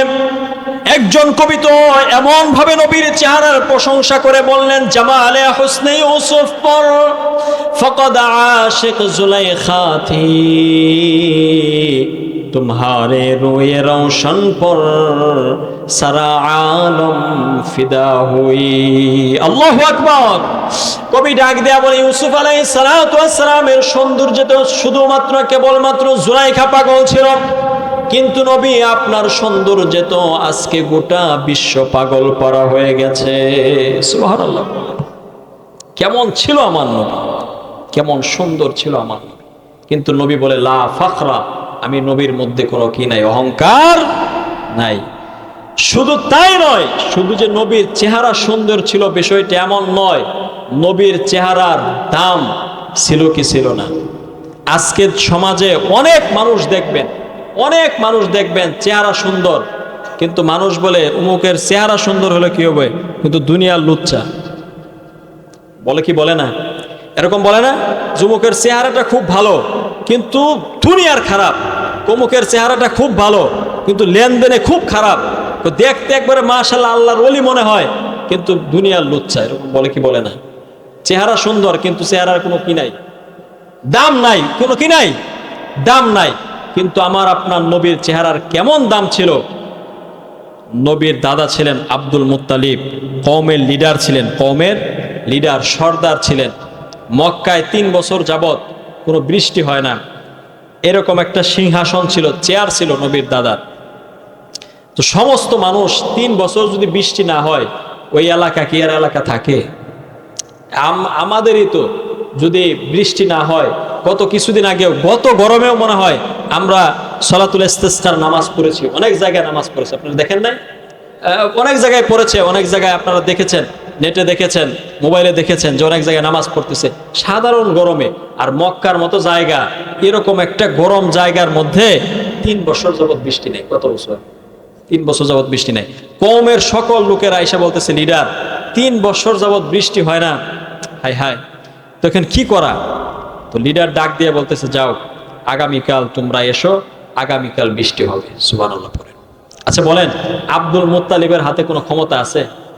কোনো ক্ষমতা আছে? কোনো ক্ষমতা নাই। কিন্তু সে কিসের ভিত্তিতে বলেছে? তো পরের দিন সমস্ত মানুষ, তো বৃষ্টি হবে আজকে, আজকে যদি বলা হয় যে আগামীকাল সকালে কচুয়া বাজারে আপনার প্রত্যেককে 2 কেজি করে খাসির মাংস দেওয়া হবে, তো দেখবেন ফজরে নামাজ দেখবেন কি পরিমাণ মানুষ পড়ে। এমনি তো ফজরের নামাজে মুসল্লি নাই, কিন্তু এই ঘোষণা যদি দেওয়া হয় দেখবেন ফজরের নামাজ পইরা টাই টাই টাই টাই করে যাইতেছে। কথা জুড়ে বলেন ঠিক কিনা? তো লিডার বলছে আগামীকাল বৃষ্টি হবে, তো সমস্ত মানুষ এরকম খুশিতে আত্মহারা। তো প্রতিদিন আসে বিচার কার্যে 10টায়, ওই দিন 9টার সময় এসে বসে রয়েছে, কারণ বৃষ্টি হবে তো। কিন্তু আল্লাহর কি কাম, আব্দুল মুত্তালিব যেদিন বলেছে ওই দিন রোদের তাপ যা ছিল, পরের দিন যেদিন বৃষ্টি হওয়ার কথা ওই দিন রোদের তাপ আরো ডাবল, আরো কি ডাবল। সব মানুষ তো মনে করেন গরমে অতিষ্ঠ, যে লিডার বলল বৃষ্টি হবে, আজকে দেখি রোদের তেজ আরো বেশি। কারণটা কি? তো লিডার গরম যদি বেশি থাকে, ঘরের ভিতরে থাকে কিন্তু টের পাওয়া যায়, টের পাওয়া যায় না যে গরম আজকে বেশি। ঘরের ভিতর থাকে আর রোদ দেখে নাই, কিন্তু বুঝে যে আজকে গরম বেশি, রোদ মনে হয় বাইরে বেশি। তো লিডারও চিন্তা করে, হায় হায় কথা তো দিছি, কিন্তু বাইরে বের হয়ে তো দেখি আরো রোদ। তো নবীজি সাল্লাল্লাহু আলাইহি ওয়াসাল্লাম দেখে সব মানুষ জড়ো হয়ে বসে আছে, নবীজি দৌড়ায় আসছে। আয়েশা ওই যে কুরসি, যে চেয়ারের মধ্যে বসে দাদা বিচার করে, এই চেয়ারের মধ্যে আয়েশা বসে গেছে, ছোট বাচ্চা। তো সবাই তো আশ্চর্য, হায়রে কি করি এখন? লিডার যদি আয়েশা বলে যে আমার চেয়ারে এই পর্যন্ত কেউ বসার সাহস পায় নাই, আমার নাতিকে তোমরা বাধা দিলা না। আবার যদি এখন নামায় দেই, তো লিডার যদি আয়েশা বলে যে আমার নাতিরে নামাইলা কেন? দুইটাই বিপদ আছে না রে। এখন কি করা যায়? সবাই ভয়ে থরথর থর কাঁপতেছে। তো আব্দুল মুত্তালিব বের হয়ে আসছে, আয়েশা বলতেছে তোমরা সবাই বসো। নাতিকে কুলে নিয়েছে, কুলে নেওয়ার পরে আল্লাহ পাক রব্বুল আলামিনকে ডাক দিয়ে বলতেছে, মালিক আমার হাতে কোনো ক্ষমতা নাই, আমার হাতে কোনো ক্ষমতা নাই বৃষ্টি দেওয়ার। এই যে তোমার নবী, তোমার বন্ধু, তোমার দুস্থ, এই দুস্থর চেহারা তোমার দিকে তুলে ধরলাম, তোমার নবীর চেহারার খাতিরে তুমি বৃষ্টি দাও। সুবহানাল্লাহ পড়ে কথাটা বলতে দেরি হয়েছে, বিশ্বাস করেন সাথে সাথে রোদ অস্তমিত, সূর্য অস্তমিত হয়ে এরকম মেঘখণ্ড এসে গোটা মক্কায় বৃষ্টিতে সয়লাভ হয়ে গেছে। সুবহানাল্লাহ পড়ে। তো নবীর চেহারার দাম আছে না নাই? কিন্তু একটা কথা মাথায় রাখতে হবে, নবী বলতেছে লা ফাখরা, আমি নবীর মধ্যে কোনো কি নাই, অহংকার নাই। অহংকার আসে মানুষের সৌন্দর্যের কারণে। 2 নাম্বার অহংকার আসে মানুষের ক্ষমতার কারণে। কিসের কারণে? ক্ষমতার কারণে। এই যে কিছুদিন পরে শুরু হবে ক্ষমতা, দেখবেন আপনারা বলবেন হুজুর মনে হয় রাজনীতি করেন। না, রাজনীতির ধারে কাছেও আমি নাই। বিশ্বাস করেন, যে লোক আপনার কাছে এখন হাত পায়ে ধরে ভোট চায়, এই লোকই কিছুদিন পরে দেখবেন আপনার গলা ধরে আপনাকে আদর করতেছে। কথা বুঝেন নাই? মাশাআল্লাহ, বুঝে গেলে আর বাড়ার দরকার নেই। কথা বুঝতে পারেন না? তো এই যে ক্ষমতার, এই সৌন্দর্যের যেরকম একটা অহংকার আছে, ক্ষমতারও একটা কি আছে, অহংকার আছে। কিন্তু তারা জানে না, যে মানুষগুলি ক্ষমতা পায় অহংকার করে, তারা জানে না যে আমার আপনার নবীর ক্ষমতা কেমন ছিল। এটা জানার দরকার আছে না নাই? আমার আপনার নবীর ক্ষমতা কেমন ছিল? আল্লাহ নবীর বিশ্ব বিখ্যাত সাহাবী হযরতে জাবের রাদিয়াল্লাহু তাআলা আনহুকে নিয়ে বিশ্বনবী সফর করতেছেন। কিছু দূর যাওয়ার পর বিশ্বনবীজি সাল্লাল্লাহু আলাইহি ওয়াসাল্লামের ইস্তেনজার প্রয়োজন হয়েছে। 1 নাম্বার করবেন নবী। 1 নাম্বার বুঝেন তো আপনারা? আচ্ছা বলেন, নবী যদি নূরের তৈরি হতো, নবী যদি ফেরেশতা হতো, তাহলে কি তার 1 নাম্বারের প্রয়োজন হতো? কথা বলেন, 1 নাম্বারের প্রয়োজন হতো? নবী মাটির তৈরি মানুষ, কিন্তু আমাদের মতো মানুষ না। নবীজির ইস্তেনজার প্রয়োজন হয়েছে। বিশ্ব নবীজি সাল্লাল্লাহু আলাইহি ওয়াসাল্লাম জাবের রাদিয়াল্লাহু তাআলা আনহুকে ডাক দিয়ে বলতেছে, জাবের ওই যে দূরে লতাপাতা গাছগুলো দেখা যায়, একটু মেহেরবানি করে তুমি ডাক দিয়া বলো এই গাছগুলো যেন একাট্টা হয়ে আমি নবীর সামনে এসে আমাকে ইস্তেনজার জন্য আড়াল করে দেয়। সুবহানাল্লাহ পড়ে। তুমি আর আমি মুসলমানের সন্তান হয়ে তোমার আর আমার মধ্যে হায়া নাই, লজ্জা নাই, শরম নাই, ঈমান নাই। আজকে অনেক যুবক রাস্তার মধ্যে দাঁড়ায়া দাঁড়ায়া পেশাব করে, আছে না নাই? আরো জোরে বলেন, আছে না নাই? কিন্তু তোমার আমার নবীর লজ্জা, এমন কি অনেক বৃদ্ধ মানুষও পশ্চিম দিকে ফিরা প্রস্রাব করে, আছে না নাই? কবে জ্ঞান হবে? কবে এই জাতির আকল হবে? কিন্তু নবী ইস্তেনজা করবেন, রাস্তা দিয়ে যাচ্ছেন ইস্তেনজা করবেন, তো নবীর লজ্জা তো আমার আপনার মতো লজ্জা না। নবীর লজ্জা সর্বোচ্চ পর্যায়ের লজ্জা, ঠিক কিনা বলেন? নবীজি সাল্লাল্লাহু আলাইহি সাল্লাম জাবের রাদিয়াল্লাহু তাআলা আনহুকে ডাক দিয়া বললেন, জাবের ওই যে দূরে লতা পাতা গাছগুলো দেখা যায়, একটু ওদেরকে ডাক দাও, আমি ইস্তেনজা করব।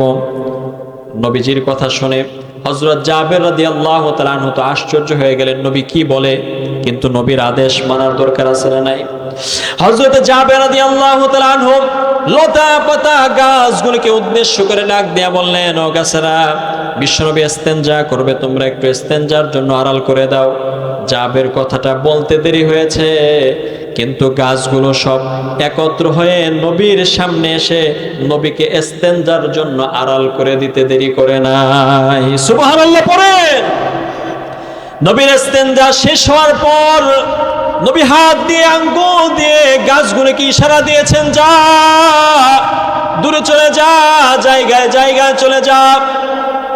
বিশ্বাস করেন নবীর ইশারাটার এত দাম, আঙ্গুলের ইশারাটার এত দাম, সাথে সাথে গাছগুলো আবার ছন্ন বিচ্ছন্ন হয়ে যার যার জায়গায় গিয়ে স্থান নিয়েছে।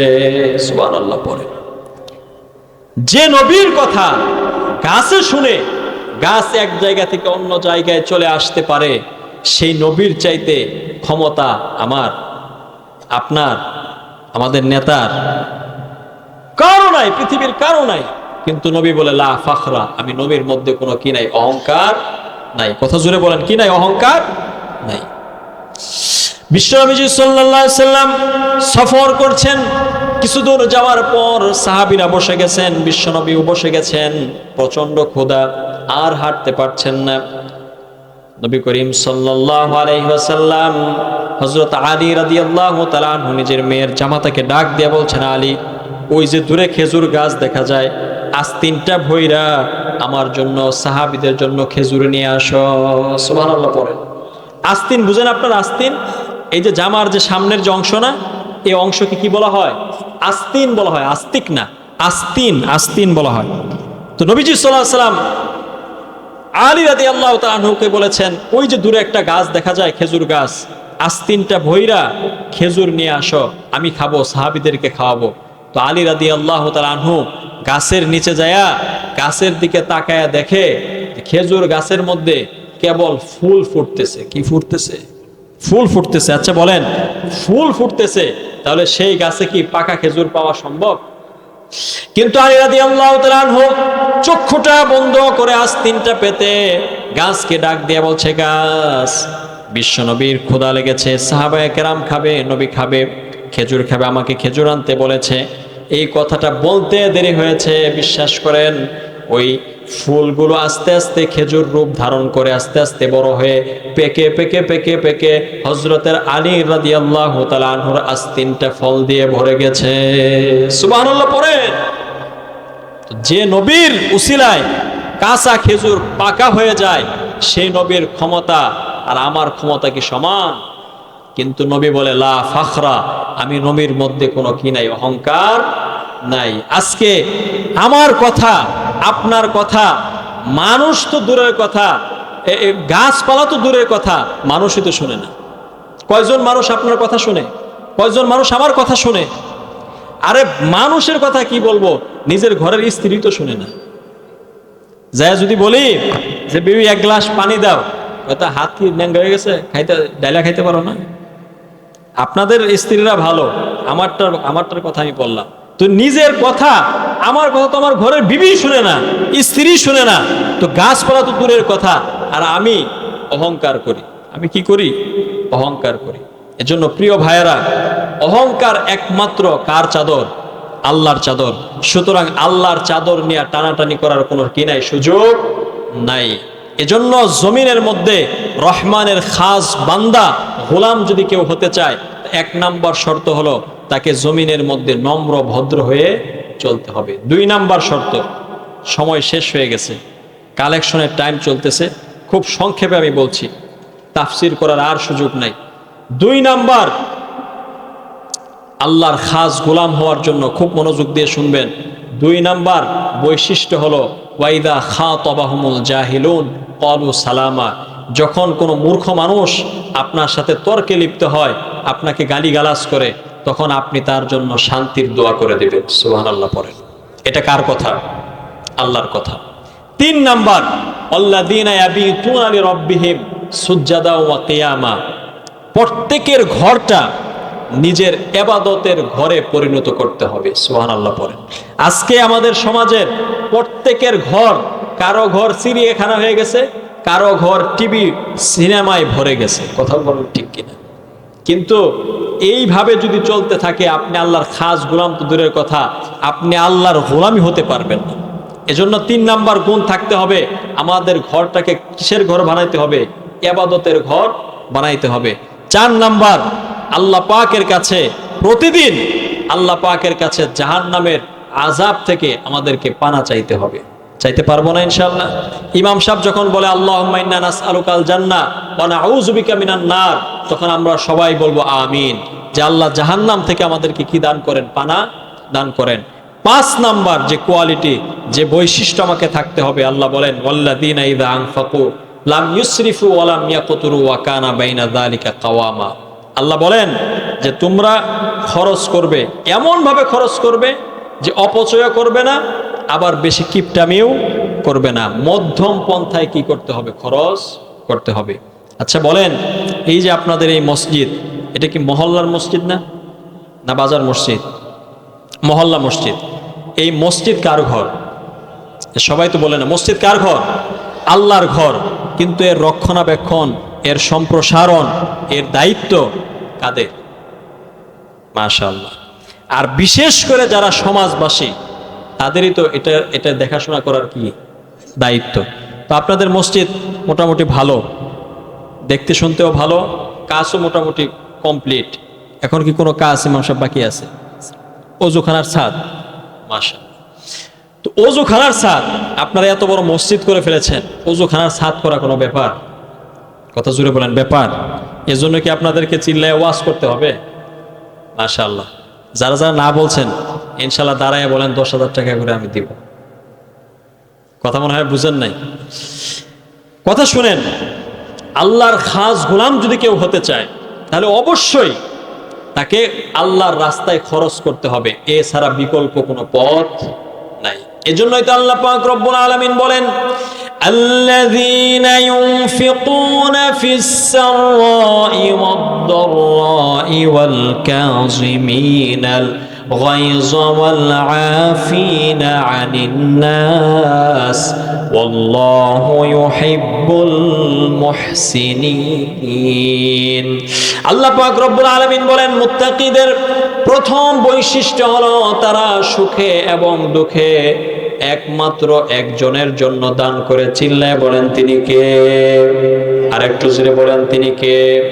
মুত্তাকি হওয়ার জন্য 1 নাম্বার শর্ত হলো, আল্লাহওয়ালা হওয়ার জন্য, আল্লাহর খাস গোলাম হওয়ার জন্য 1 নাম্বার শর্তই হলো বান্দা সুখে থাকুক অথবা দুঃখে থাকুক, সর্ব অবস্থায় তাকে আল্লাহর রাস্তায় দান করতে হবে। সুবহানাল্লাহ পড়েন।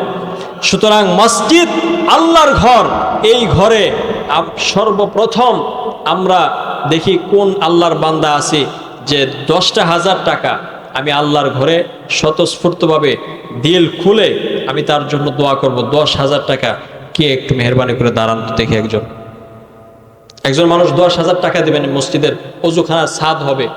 আচ্ছা দেখেন, আপনারা সবাই একটু এদিকে লক্ষ্য করেন, সবাই একটু এদিকে তাকান মেহরবানি করে। এই যে আমার হাতটা দেখতে পাচ্ছেন না? দেখতে পাচ্ছেন সবাই? দেখা যাচ্ছে না?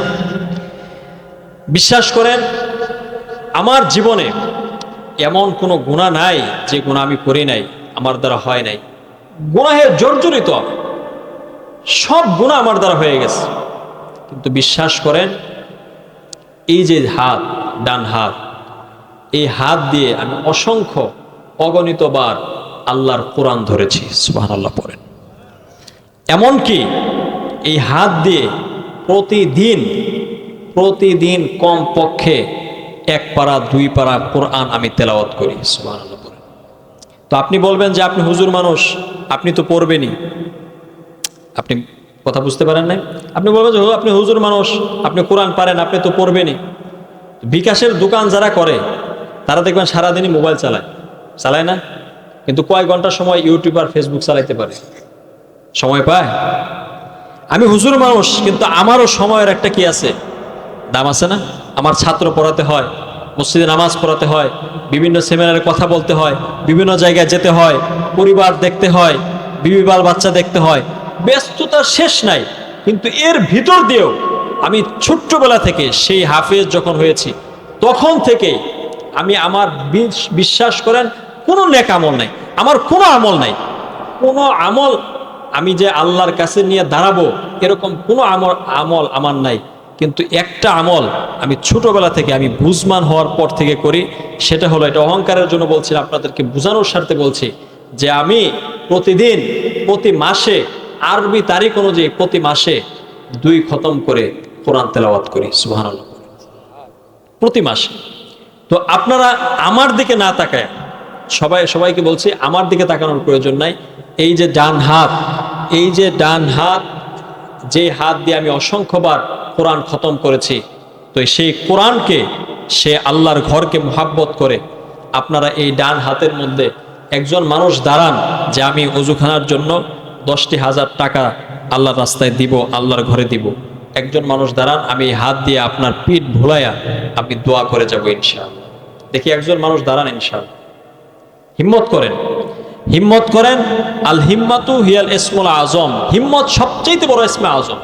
আপনি যদি হিম্মত করেন, চেষ্টা বান্দার পক্ষ থেকে হবে। আচ্ছা বলেন, আপনাদের এই এলাকায় বিল্ডিং বাড়িঘর নাই? হ্যাঁ, সবটি দেখেন, সবার যদি বিল্ডিং বাড়িঘর হয়, নিজের বাড়িঘর যদি বিল্ডিং হয়, ছাদওয়ালা হয়, আর মসজিদের ওযুখানা যদি ছাদবিহীন হয়, তাহলে আপনি কি কিয়ামতে মাপ পাবেন? কথা বলেন, মাপ পাবেন? সম্ভব না। এজন্য একজন